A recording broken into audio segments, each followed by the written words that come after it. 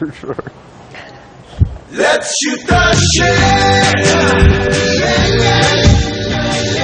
Motherfucker, let's shoot the shit. So, hi, welcome to today's edition of Fearless Q&A. Today I've got a couple guests that are our first guests to come from the planning department of the agency. Colin Drummond, who is with me, and he is, what's your title, Colin? Director of Cultural and Business Insights. I can't keep all the titles straight. It's a very long one. And Dagny Scott, who's with Colin, and Dagny is Colin's number 2. I guess that's the best way to put it. And the interesting thing about Colin is we have a lot of different kinds of people in what we call the Cogs, but Colin is a traditional planner. And in a way, I would not have thought that our most senior, person in the department would be a traditional planner. But you've really embraced all the different mishmash of folks that we've got in there and disciplines that we've got in there, and I think bring it together in a way that our clients can understand it, which is really important. Yeah. And Dagny comes from being an investigative journalist at one point, and comes out of journalism and has no agency experience at all until she arrived here. But the thing that I love about that experience is your ability to create and narrate the story, right? So we've got the sociologists. They deal with the things that are fundamental to the human condition that don't change. We've got investigative journalists who can put that story together in a way that the clients can really, understand and grasp, because story is still the best way for us to understand things. And then traditional planners who have spent a long time working in agencies and integrating with the creatives and understanding that relationship and building briefs that we as creatives can actually use. And we've got some anthropologists too. I don't really know what the anthropologists do. They dig. They go in the back. You see them. They're underground a lot of the time. It's very strange.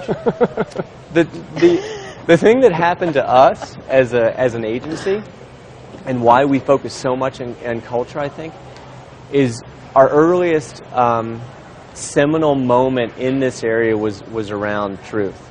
And the only way to be successful with truth was we had to change the culture around tobacco for youth.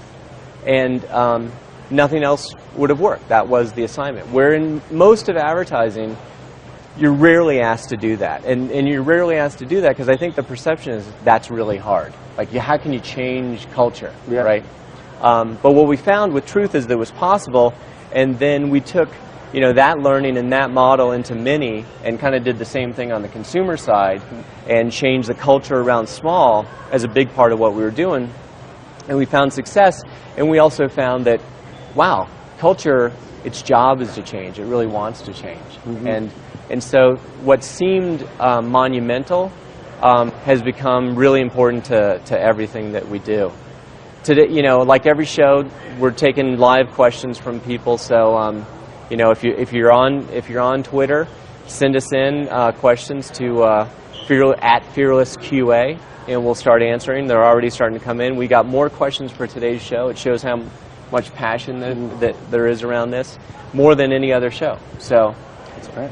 Well done. I think Colin's got a pretty good following. You should check out his blog. What is that? Colin Drummond on Posterous? Yeah.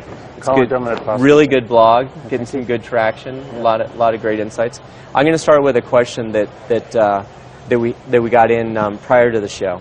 For you, Colin, is it more important to study and respond to culture, or to reinvent and shake it up?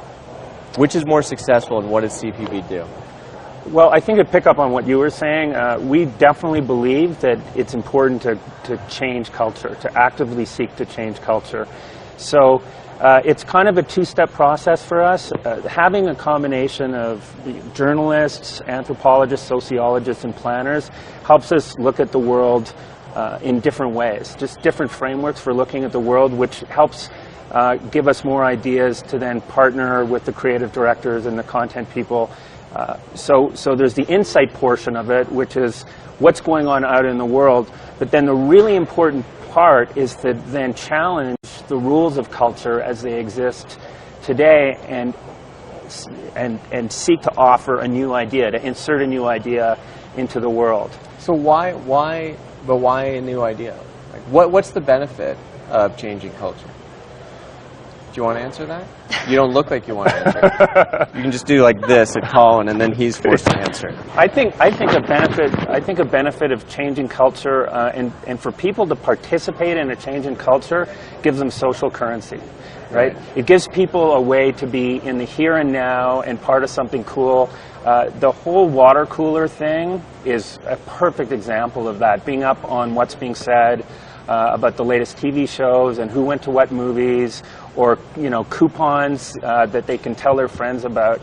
People love to be part of something that's new and different and makes other people uncomfortable. Even if it makes them uncomfortable, it's very exciting to be a part of that change that's happening. Because culture is a conversation, right? And then you're in it. Exactly. Right. When you were saying earlier, culture is the part that wants to change, right? And so the difference, it was interesting to me, a lot of the questions that we were getting ahead of time were all about trends. And I think, so the difference here is rather than seeking out what's hot and trying to jump on something that's already moving, in which case you're always by definition behind, versus creating that thing and leading, and that by its very nature is going to generate motion, something dynamic, something that people want to be a part of. Right. Yeah.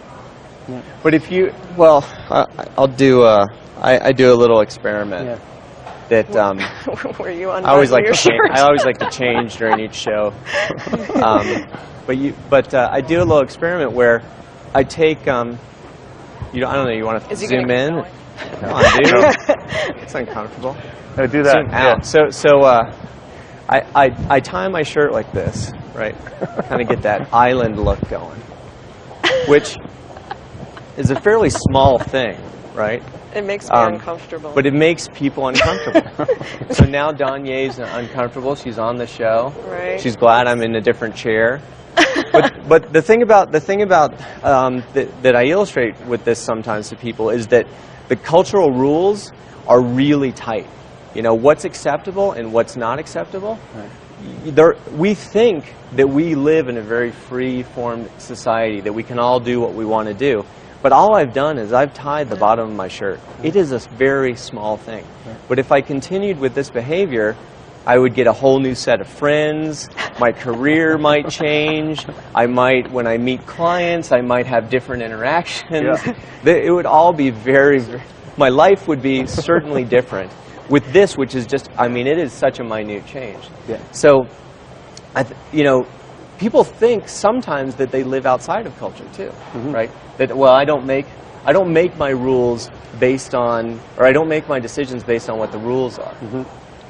It's just total bullshit. It's not true. It's just not true. And the farthest you can get outside of culture is you can participate in a subculture, right? So now I could get into a subculture this way, and I could be goth, and I could be punk, and I can be skate, and there's a lot of subcultures that I can be a part of. But if you truly remove yourself from culture, we tend to put you in a home, a special place, right, and give you a special jacket. That's the only way out of our culture. There's a wonderful website. Can I undo this now? Yeah, you can. Okay. You can. There's a great website called exactitudes.com, which is I think about a 15-year study now done by photographers and maybe an anthropologist as well. I'm not 100% sure, but all they've done over the 15 years is take pictures of people who believe themselves to be very unique in how they dress in their fashion, but then they shoot them all, they put them all together in a block, and they're all dressed almost identically into little tribes, if you will. So there's a certain way to look to be a city hipster. There's a certain way to look if you're into golf, if you're part of golf culture. Very strict rules about how to dress. There's another one for how to dress like a jock. They've got tons of them. It's a great illustration to show, as much as we want to be individuals, even more we want to belong. And that touches on that. So that's a great example then of the difference between things that can change and want to change, which is culture, and these fundamental human desires and truths, which tend to be much more immutable, right? Yes. And so you can find tensions between those things too. Yeah. Yeah. The rules things for me is really fundamentally why we work in culture, though, because we have to give you permission if we're working on something, and you know, you're working on mini and small cars are not cool, and they were not cool, right? Yeah. And they had gotten less and less cool each year. Yeah. You have to fix that. Yeah. You can't just be the coolest of a lame thing that's unacceptable, right? And you know, for me, and you may have experienced this too, moving to Boulder. Oh yeah. You're moving to a different culture. Yeah. So I pull up to my house, and I have a From Miami. Which is a pretty serious drove contrast. it's a major contrast. And so I have a vehicle that's a Viper powered pickup truck when I get here, you know. and like in Miami, it still wouldn't be funny probably. Yeah. And here, you cannot own that car. It is not okay. They kick you out. No, Did you get a note on your door? No, so instantly I'm in arguments with my, you know, neighbors. Right. Because I'm driving the wrong thing. You don't get it, right? But you're saying you don't get it. But by what do driving that car. But what do I do? Right. Do I, like, you know, say, whatever, I don't give a fuck, I'm driving what I want to do? You know, no, I instantly cave in to the pressure, and I put the thing in the newspaper and I sell it, right? Yeah. So now if you live in Denver, someone in Denver bought it, and that's okay, but you can't drive it in Boulder. I do every day.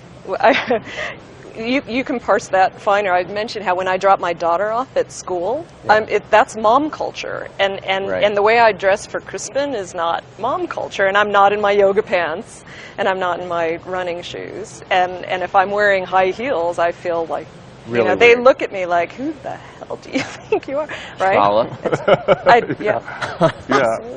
Absolutely, right. Yeah. So you can parse it really fine. I had the those same rules. experience with Boulder as I drove a BMW M3 in Miami because that was a way to show that I was part of Miami culture. Show up here, you just can't drive an M3 here. There's no way. So now I drive a Volvo wagon. There you go. Yeah. And I'm There you go. But because Perfectly. but you know, you do change behavior. So since our job within advertising, our clients hire us to change behavior. You know, so with Burger King, we may have to change the behavior around a burger. With Mini, it's around a car, right? That's right. With Microsoft, it's around an operating system, and what is the culture surrounding operating systems? Yeah. You know. I think that's an important implication for our business, which is if we really do want to change behavior, we have to change the culture around the brand and the existing behaviors that are happening right now, right? Yeah, absolutely. That was when we were talking about Mac versus PC. Exactly. It's It's a great thing to talk about, actually. Yeah, Perfect example. That one was because some of the other questions that we were getting is, how do you be a student of culture, and how do you be an outsider? And one of That's a really good question. And I'm sure a lot of people who are watching, they're in school or they're new to the business. Mm-hmm.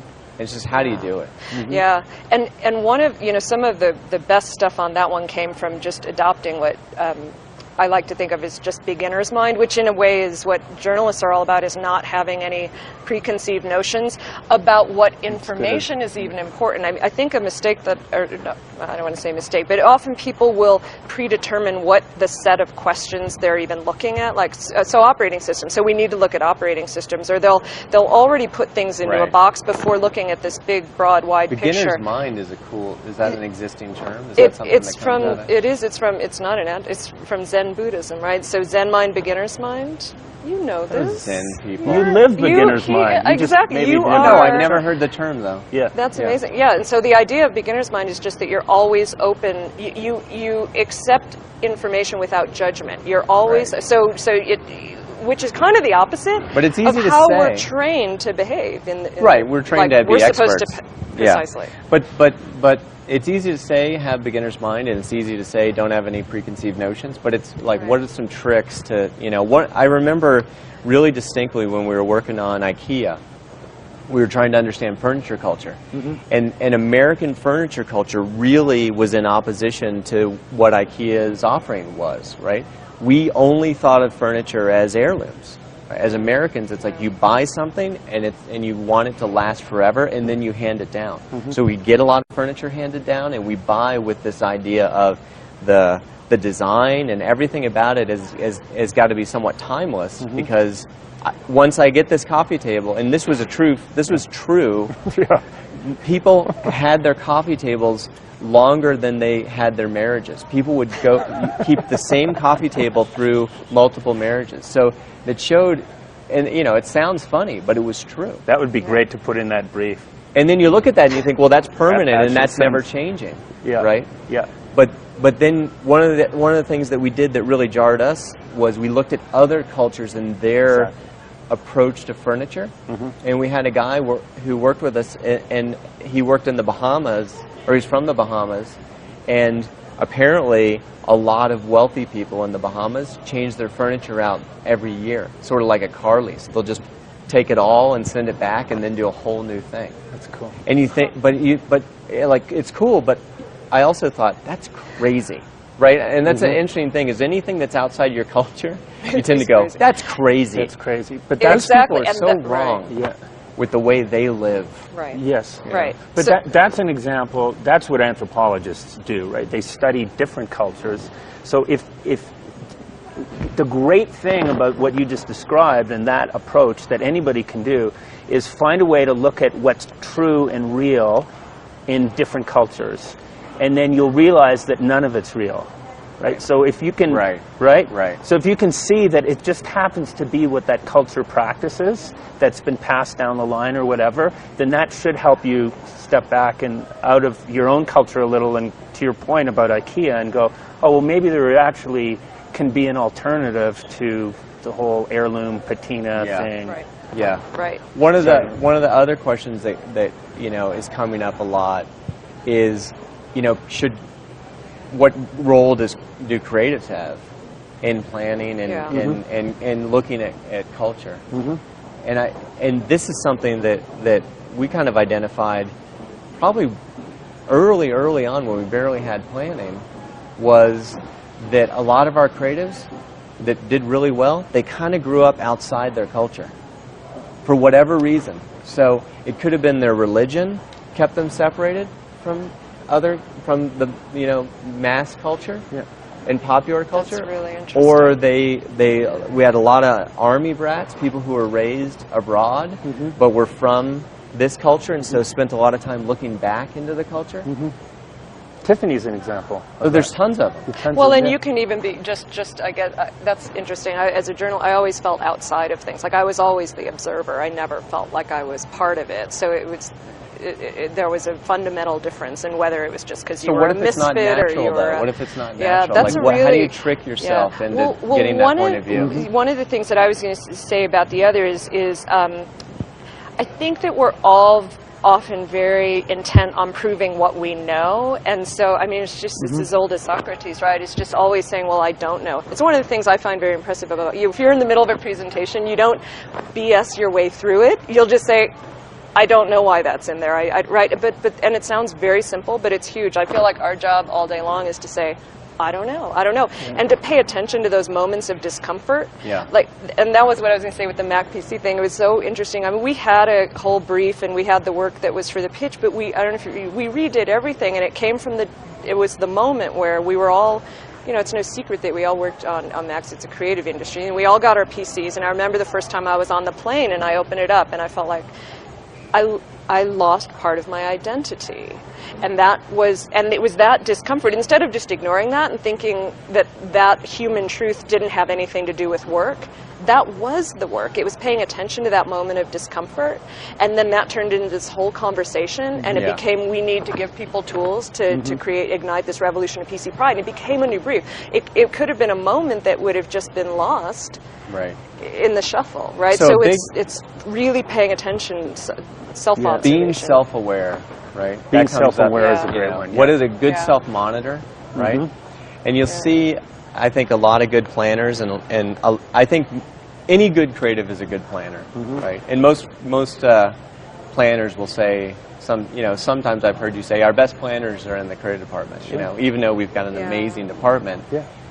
You've got to be a good self-monitor, Yeah. And if you ever hear a self-monitor talk, they say something and then they monitor what they've said, and then they analyze what they just said and tell you again what they said, but now with the overlay of self-monitor. Yeah. One of the questions that we've always done to get to, and it's an interview question, and I've done it with planners too, is why'd you wear those shoes today? Yeah. To the interview. Why'd you wear those shoes today? And it's Andrew Keller's question, I think, originally.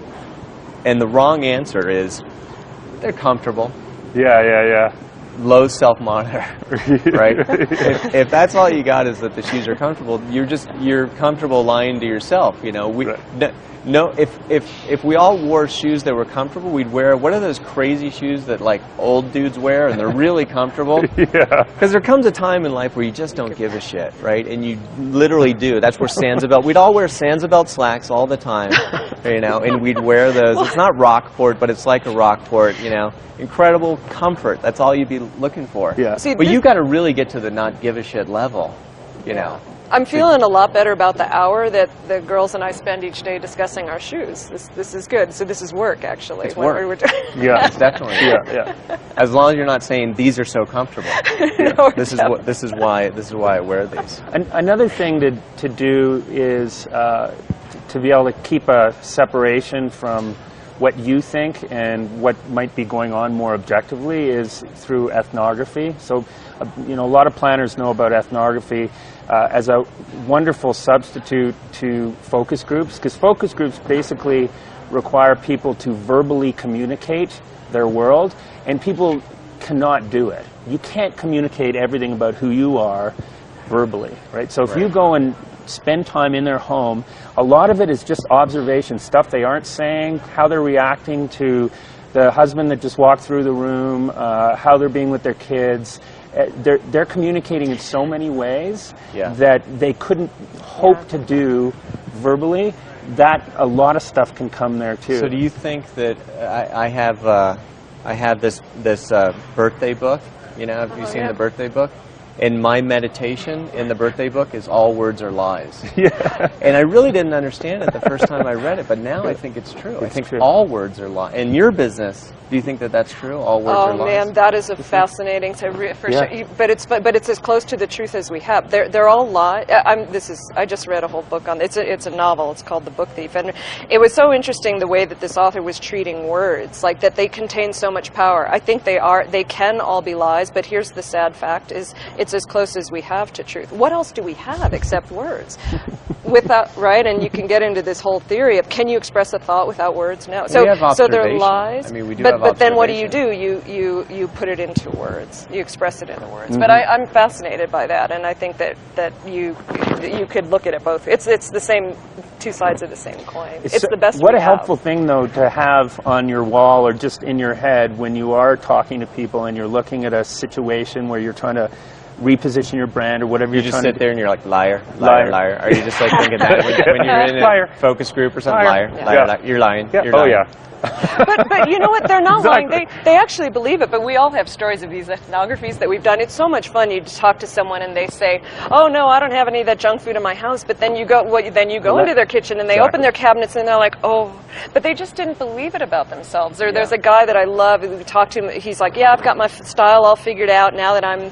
You know, I know exactly what I want, and I never stray. And then we go up to his closet, and he's looking. He's like, "I don't like these. Yeah, I hate these." And then he kind of pauses. He goes, "I don't like any of them." It was it was brilliant. You could juxtapose that to what he was saying a half an hour ago in the cafe, and it was just he wasn't lying.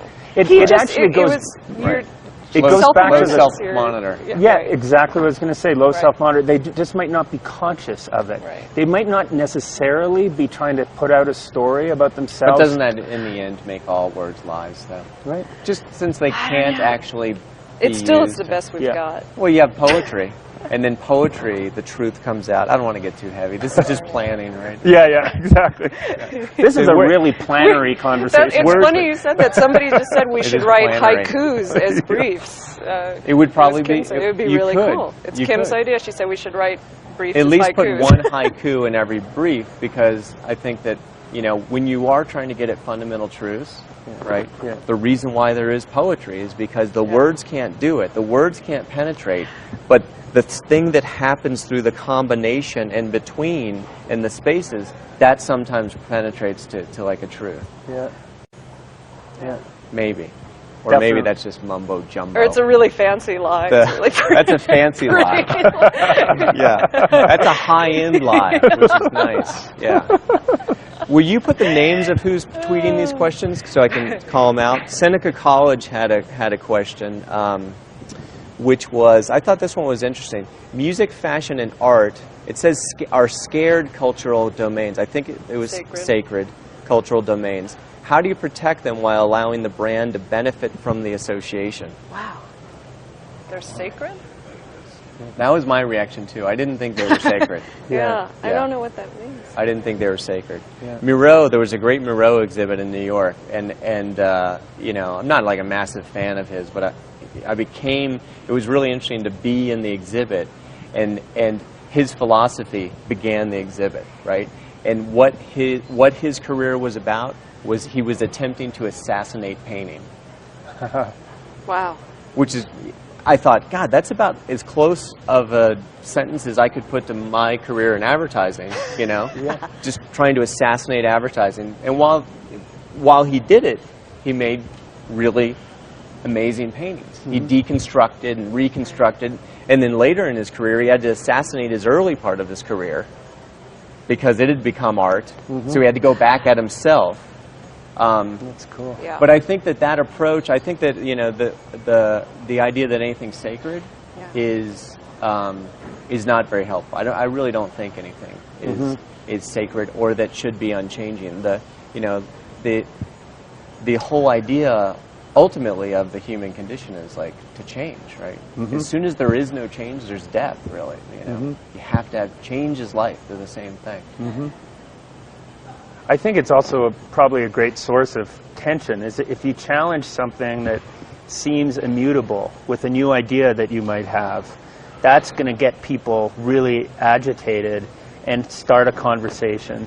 And then people can kind of take sides and have a debate about it, right? And I think that's actually, that's part of how you find a way to enter culture, is to look for these kind of gaps, these gaps between, you know, what could be seen as sacred and what is changing, and just create that argument really around it. Yeah. And we were talking earlier about those gaps and like what creates them and how you overcome them. And Colin and I were talking about the power of story. It goes back to what you were saying earlier, the power of narratives. It's something that an idea in a vacuum isn't terribly compelling, but it always has been human nature, and that's getting back to a deeper human truth, that we understand things in terms of stories, and we want questions to be answered. We want things to come to conclusion. We want them to circle back. And so the power of a story, building a story around something to kind of overcome those gaps, or to be the thing that fills in that gap or shifts that, is really cool. That's why stories are so whether you're building your brand or just even talking to a client, it's why we try to present things That's how in we terms of understand a the story. world, right? Absolutely. We always will have an anecdote, and then everyone's, oh, I get it. That's right. So Connor Leslie asked, experience/connection/digital planning, do any of these play a role in the future of planning, or are they just new terms? I got to leave that to you, because I don't know what the question. There's some good questions. I don't even know what it means. I've been asking Colin too. Well, I think they are a bit. I think it's called a lot of different things: interactions planning, experience design, connections planning. What those are all. I think those are really for the planning world. That's a way for us to start to take more responsibility, to go beyond not just a strong brand idea, a good strategic idea that the creatives can work with, but to actually look for the multiple ways that brands and people can interact with each other, and people can interact with each other, and look to help us create a platform where there's this constant multiple conversations happening. So, you know, what we found in the last little while, we do it a little bit naturally, but I think we're trying to take a little more responsibility for it here. But we'll come up with a brief that's great and will help us develop some bigger creative ideas, but then the interaction design people, you know, in Matt's group and others, the people who are actually building the digital experiences are clamoring for way more detailed information, right? They might be looking for who are the different kinds of people that are going to be interacting with each other and with the brand. What kind of pathway do they want to take to making a purchase and a repeat purchase of something? What are the barriers that get in the way? So that for us is So what do you do? Like, I mean, that. yeah. It seems like, I mean, that at some out here, say you're, you know, in mass media, it seems like you're dealing with big cultural issues. Yeah. If you're getting to that kind of detail on an individual, Yeah. is it still cultural, or does it start to shift to something else as it gets more and more personal? I think it Like, what are the probably. levers? I think it can be cultural because there may be certain accepted ways about how you know, interact with a cell phone company or something like that. Certain sort of truths that have developed. But it starts to become a lot more about you know, utility and ease and convenient type of experiences, but it's looking for. Still, the utility is really cultural, I think. Yeah, isn't it? Yeah. I mean, it seems just so much easier to leverage cultural tensions than to get into like having 100 different personal tensions that you maybe. I'm just thinking about like Whopper sacrifice. You know, that was a very individual utility. You will sacrifice some friends. You will decide who to unfriend, who's in it, right? But so it's very personal. It couldn't be any more personal. But the utility is designed around a cultural insight, which is we all suddenly wound up with too many friends, and we were looking for a way to trim. And we were all in the same place. They weren't real friends. Well, we just needed a little bit of a reason to make it fun and make it acceptable, and then I was going to trim. Right. Yeah. A little nudge. Yeah. Yeah. And build the utility. That's pretty far. That's pretty far removed from the, you know, whatever the broadcast message may be. Right. Yeah. Yeah. So yeah, and I think as it applies to that example, it's really cool. I think if you build an e-commerce based website where there's a lot of different people buying a lot of different things and shopping for different things, it would probably be really interesting to apply this kind of thinking to that, because it, you know, maybe it's absent. Maybe it's that kind of thinking can be brought there, and it's not there now just because no one's thought to do it. Yeah. Right? I think it is absent. Yeah. I mean, I think the you know, the big cultural thing that we talk about sometimes right now within is this idea of the super me that people are creating, right? This digital version of themselves that's so superior to the real version, you know, that's vacationing in the finest places and drinking the finest wine and never walking a dog. You know what you never see on Facebook is pictures. If they really love Facebook, why aren't there more pictures of people on Facebook? Yeah. You know what I mean? No one posts pictures of me like, check me out, I'm checking out Facebook, Facebooking. You know, it's always like, I'm at the beach or, you know. Yeah. Even though as something fabulous. You spend half your evening watching your spouse look at their computer. Totally. Yeah. Most of the time, you're just in front of the computer, and if you're not there, you're doing other mundane things. But the stuff that lands there when you build this version of yourself is not that stuff. But so many brands could participate in our need to build this digital version of ourselves, but very, very few do. Right? I mean, it's like basically the digital apps that are out there are doing that, but standing in line at the grocery store, not doing it. You know, driving my BMW, which I don't have, but if I had one, it would be a big investment. You would think I would want that to add to the version. The car refuses to participate in this digital version of myself, and because of it, you see people's, you know, kind of brand affiliation and brand bond to things that, like the automobile, which was number one, it's like number 5 now. You know, it's all this stuff is falling, and this digital stuff is rising. because it's just so much more compelling, right, and fun. Well, it's such an interesting Well, space. it's more about me. I'm building Right. me. Like, Yeah. hey, you're You're really producing interesting, you. Right. Yeah. but you know, I think people like to spend time on themselves. On me. Yeah. It's a very weird space if you start to think about It's it. a It's super really ego. solipsistic. It's really narcissistic, right? And It really is. it's like you're crafting this thing, and while you're like the difference between documenting and living, and right? I mean, But it also has. It's not. It's somewhat. It's extremely narcissistic, but it also has the ability to broadcast, which it never did before. So, not only could you create this, you know, everyone maybe had those pictures, and they would put them up in their house. But it was very difficult to get everyone to my house all the time and take them through the pictures. Right? Yeah. So this has created a way for that to happen. Yeah. It used to be considered a form of torture. Come watch the It was. slideshow. The slideshow, Right? yeah. And now we're all just merrily 50 posting. pictures of my baby. Right. Yeah. Exactly. Yeah. I had a friend who had us over, and my wife was pregnant with our first child, and he had taken a lot of pictures during the delivery. Yeah. And so we came over to look at the photos of the delivery of his child, and I mean, it was like National Geographic, you know? It was like, it was very similar to like a wildebeest being born. I thought it was going to be, try to keep it up on shoulder level, right?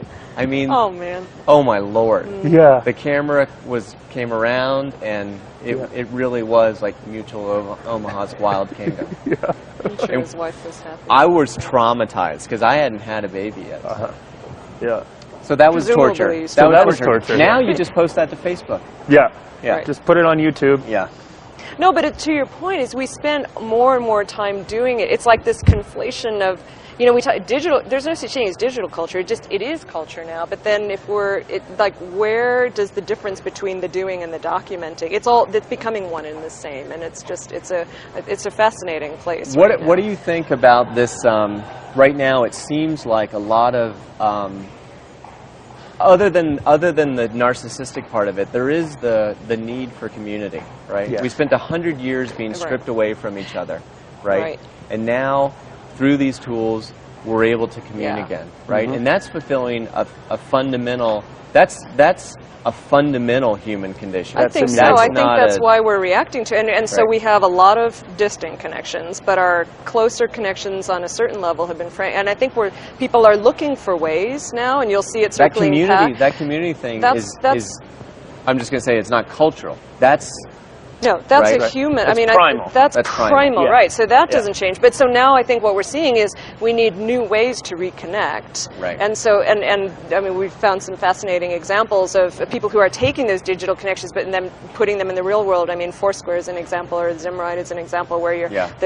where you can hook up a ride with somebody, and so you've got it's making use and turning Right. it into something good. With all of these, all this information, this endless information that we have digitally, Do you think but that'll bringing it back together. So now that it starts to get more physical, and we see it seems like it's starting to get physical, and Yeah. you mentioned a couple examples. Do you think that is going to continue, or would you see that as something that may go either way? Well, this is funny because we said earlier I don't consider myself a trend forecaster, but I think if I feel like it would be human nature to want that, to build on that, because Right. ultimately It doesn't that's feel like a trend. It feels fundamental. correct. Recapturing something we've Right, lost. right. We don't want to live in a room with a screen. Ultimately, that's not satisfying. As we Right. want to, it comes to fruition when it's. But the when it's screen's been a something really human. safe reintroduction to community. Yeah. That then now, it feels like everyone goes through the same process with any of these tools, and they'll do it over and over. Facebook, it's like, okay, I'm going to do Facebook, Yeah. but I'm only going to have 5 friends, and that is it, right? And then and then it grows. And okay, I'm going to do Twitter. I'm locking the shit down though. Yeah. You know, it's going to be a locked account. You can't come in, and then it grows, right? Right. And then I think the other growth is into this physical space. Yeah. Yeah, and Zimride is a really cool one where I think you're taking something that we've been taught. Since I was a kid, we have been taught if you hitchhike, you will be raped and dismantled, cut into pieces, and thrown into a canal, right? Right. Every time you hitchhike, it'll happen, you know? It's 1-to-1. Yeah. And so we all stopped hitchhiking, where we used to hitchhike a lot, I think. And now through this tool, you can find people who are going the same place you're going, which happens all the time, right? And you're driving to work, the person next to you, all the way from town, tends to be next to you, and you're like, why did we not just hook up? Well, because we're terrified, and they would cut me into pieces and throw me in a canal. But with Zimride, you can vet them filter through their Facebook, and they can look at you through Facebook, and you get a pretty good sense of a person.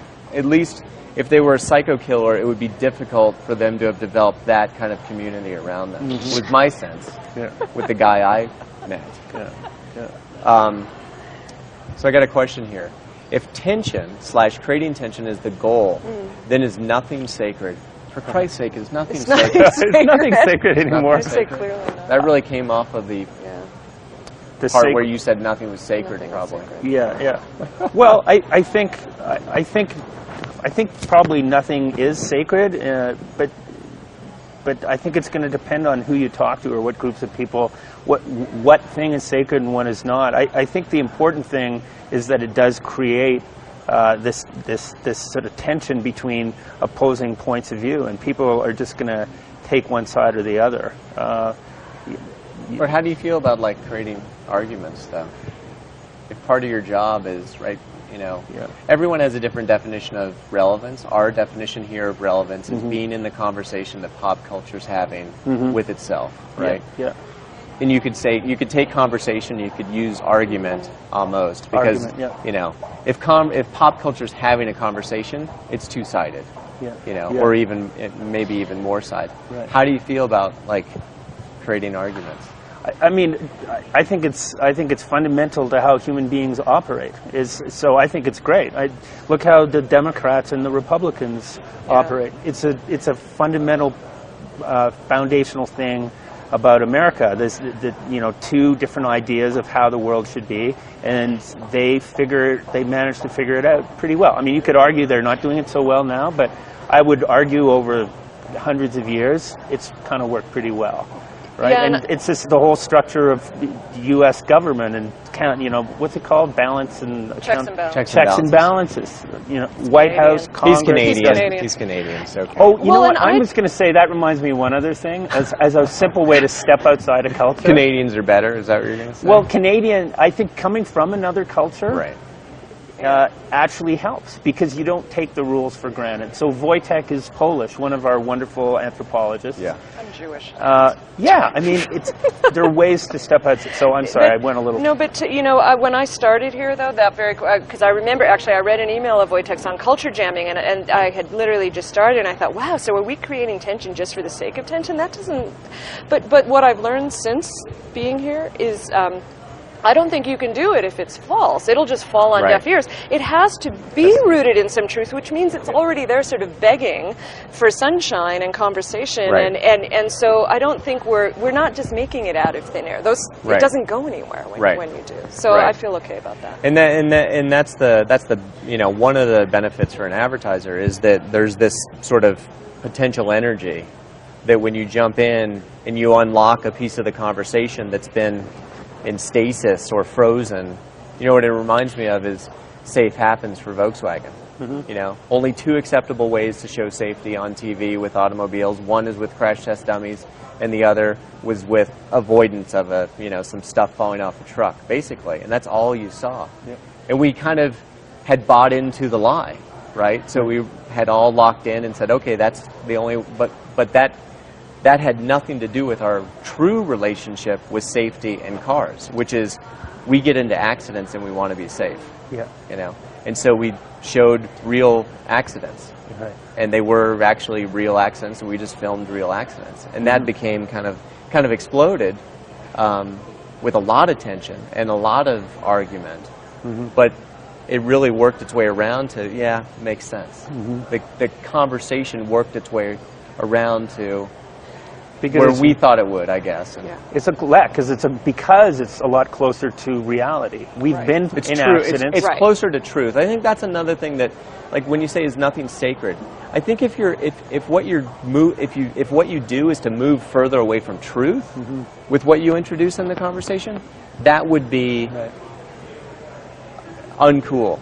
And it probably wouldn't have the energy either. Right. But it also wouldn't feel right. I think that if you when you drop in things that are closer to, you know, truth about the conversation, those have a lot of energy, and those are the ones that, you know, we fight about, but then we're like, yeah, I kind of get it. You know. Yeah, I mean, I'm a PC, when that response first came out, it's like, I'm a PC was a denigration, but the fact was that 90% of the population uses it, and that they weren't insulting this actor on a white screen, they were insulting 90% of the people, and so that resonated, that struck a chord. There was truth in that. It's like, wait a minute, they're making fun of me. Well, I'm and you know, so again, the ones that take off and succeed absolutely are rooted in some truth like that. That's actually worth noting too, since we're talking about the truth of, if you apply it to what we do for a living every day, you look at our fundamental building block we think for good strategy is to start with the truth of the product, then the truth of the brand. Right. Like a lot of work going into that, and rather than try to lie about it. This is about culture, this conversation, but that isn't the only thing you guys work on.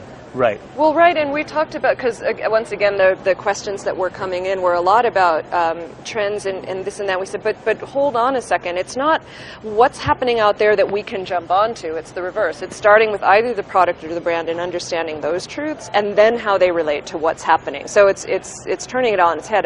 We would use a trend, but it wouldn't be the core. Precisely. Right. Like Old Navy was a great example. Like, first we dug back into the heritage of I think what Gap is maybe.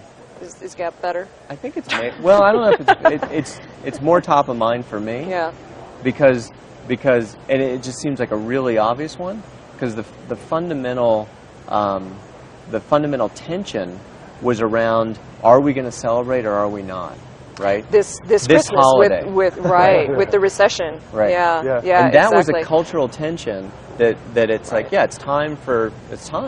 Right. We all are ready to do it. Whether things are good or not, screw it. And and we were having that conversation back in May or something, and that was very much like, well, where will people's minds be at? What will culture be telling them about the appropriate way to act this holiday season? But then there's also the trend of like Glee, which we didn't even know about. Didn't really know about, but it isn't hurting. Right. That so now you know the Cheers and the trend of Cheers. I mean, cheering and that idea that had some momentum, but it didn't have necessarily Glee attached to it. Yeah.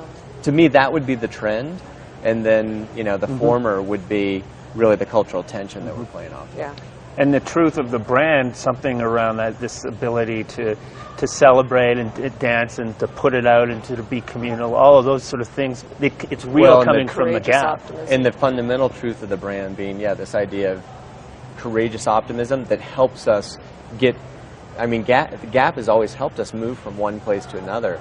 Yeah. Not entirely, but hey, we want to be more casual at work. How are you going to help out with that, right? Yeah. And they do. So it kind of plays in a pretty big cultural spot. If you could create Jen's path, I think that's how it is. If you could create or predict the next new social trend, what is it and where does it live? Yeah. There we go. So that's, we don't really do that. We don't do that, and that's the difference between a whole lot of information, like people just gathering information, or, that's why I would never be one to predict a trend. It's versus insight and making unexpected connections, or which is, I think, more about what we do. I mean, we have to stay on top of things. You stay on top of stuff, but we have actually shut down trend spotting when it shows up in the agency.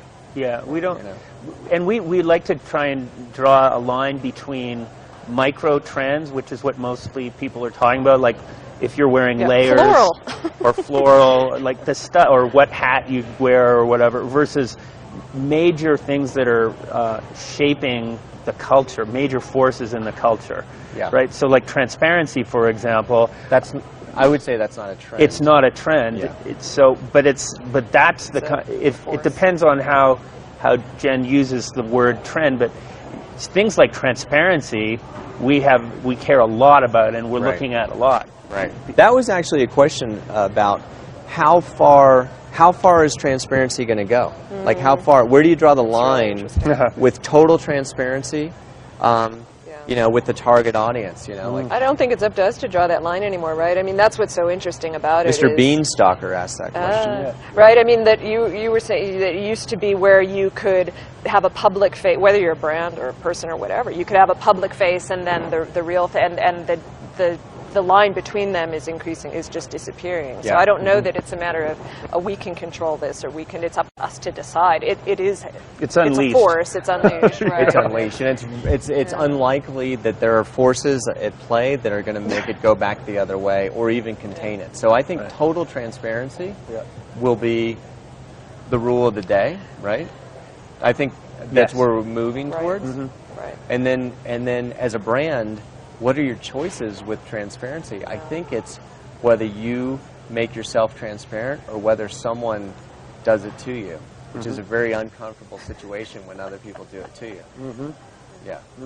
Well, and I think part of it is just to embrace the fact that it's happening, recognize it, accept it, and then decide what kind of point of view you want to have to do with it. So there was an article a couple of days ago in the Washington Post or something about people who are starting to put walls around their privacy. People are starting to create a lot more fake profiles on Facebook because they don't want to have their boss see them throwing up, Saturday night doing something. So it'll be really interesting. It's just a fact that it's a huge force that's happening. It'll be really fun to decide how people address it. Give them the I tools like it to more when address it. people are okay with the boss seeing them grow up. I think that's the way. That's the way it's gotta go, The right? generation now that's growing up with Yeah. it, I would imagine. I would think Yeah, that will be you're right. more It's and more more human. in. It's so just, that's the Yeah. nice thing about this stuff is That's nice. we've all had this. we've all hit it, and it's like Yeah. we've all hit it, which makes no sense because you threw up too. Why I did. am I embarrassed? Yeah, right. You cinched your shirt. And now every we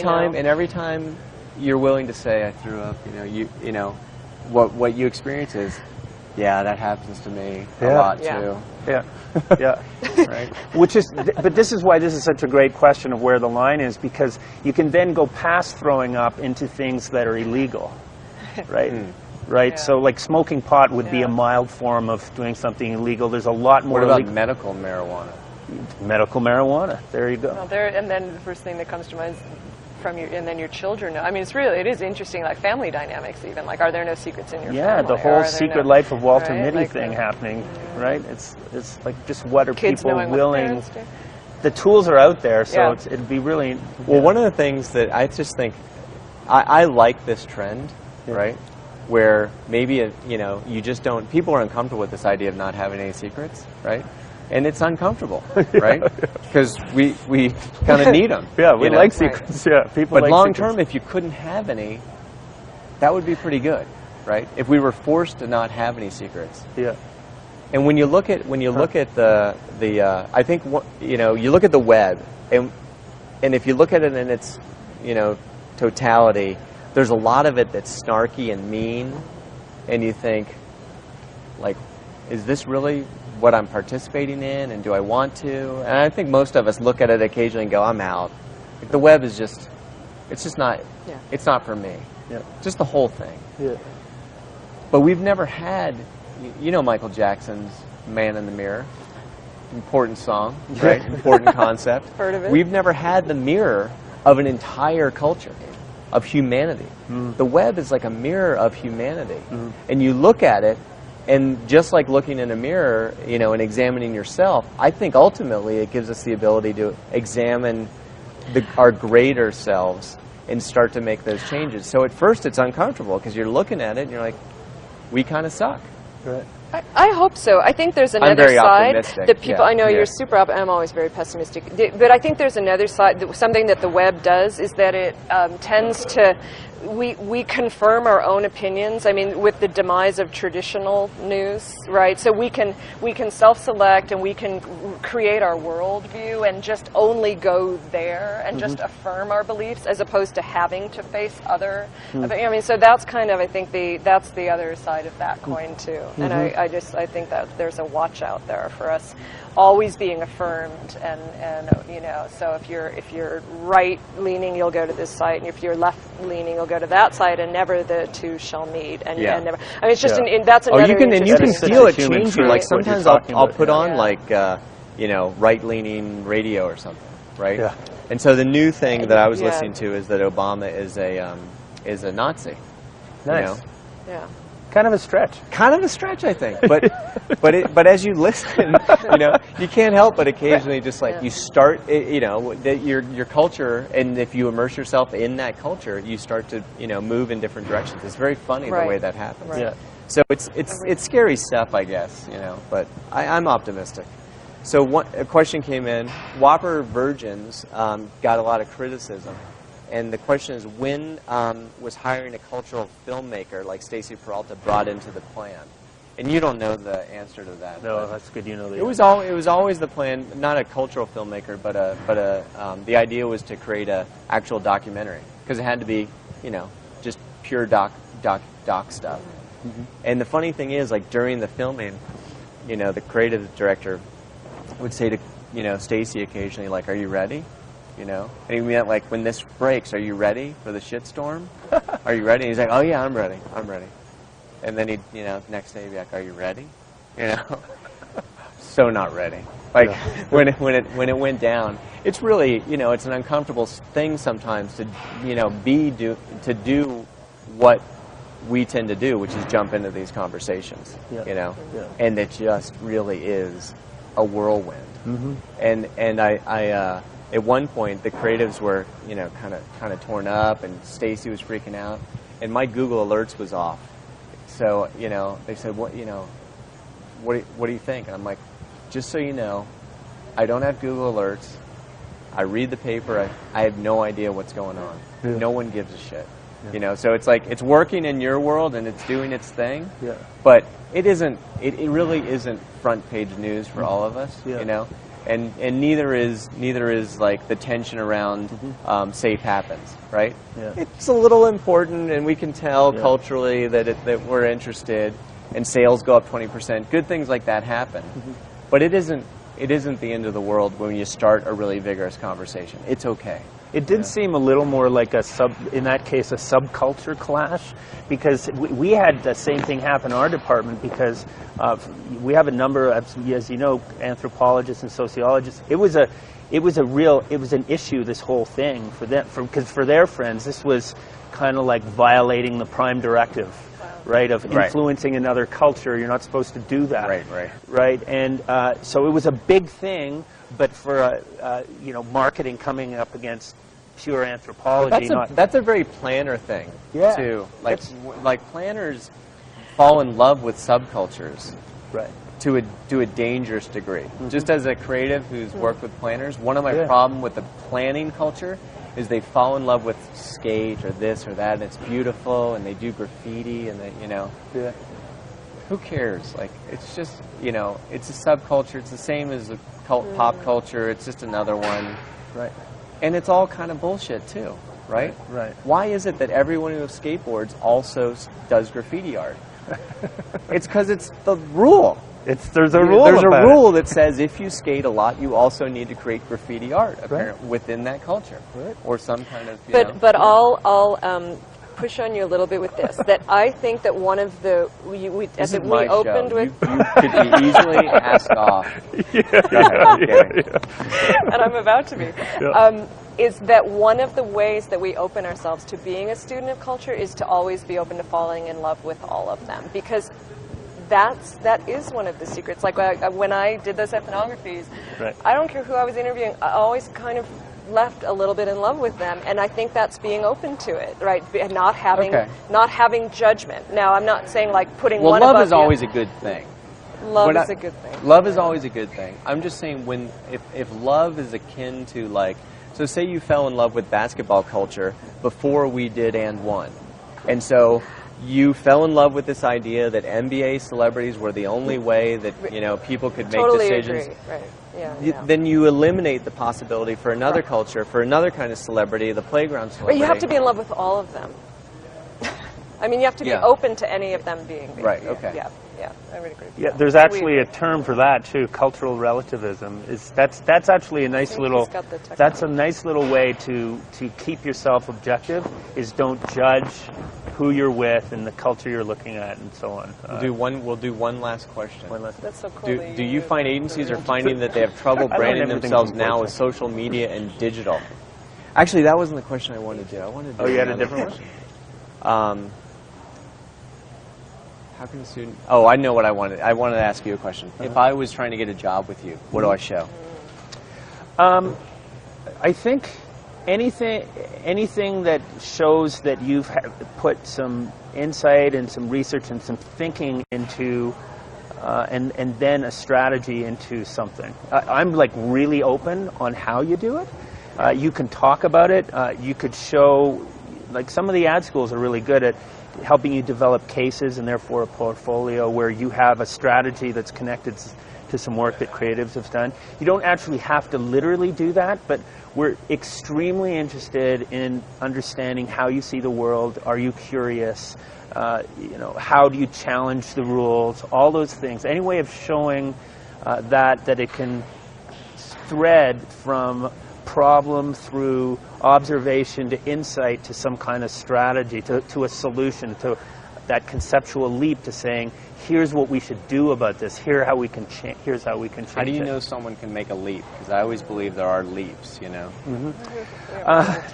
We have a test now. We did it. Lindsay helped us make a test. Yeah, we have our own version of the writer's test. I forget exactly what it's called, but we call it the Cog test, and it's so that people, they can tell their stories about stuff they did on their own, but this is designed for them to have some original thinking. So we actually have a haiku where they that's cool. on something. Or link these two unrelated things. You tell it and like also, cats and computers. We right, say link cats and computers in like 5 thoughts, or whatever, or tell describe. Don't give up a the world test. Event. People are going to be taking we'll the change test. the test. Oh yeah, those were hypothetical. hypothetical. That's really not That's like not that actually at all. in the test. Not like that at all. Yeah. Well, but it's thanks. We're out of time. Okay. But thank you. This is her mother's coat from the 70s. Her mom used to smoke dope in it in Amsterdam. It's a really cool coat. Thank you. That's what I think the story is. Thanks for coming on. It was really interesting. Thank you. We went long because it was really interesting. So thank you. So fun. Thanks for having us. All right. Let's shoot the shit.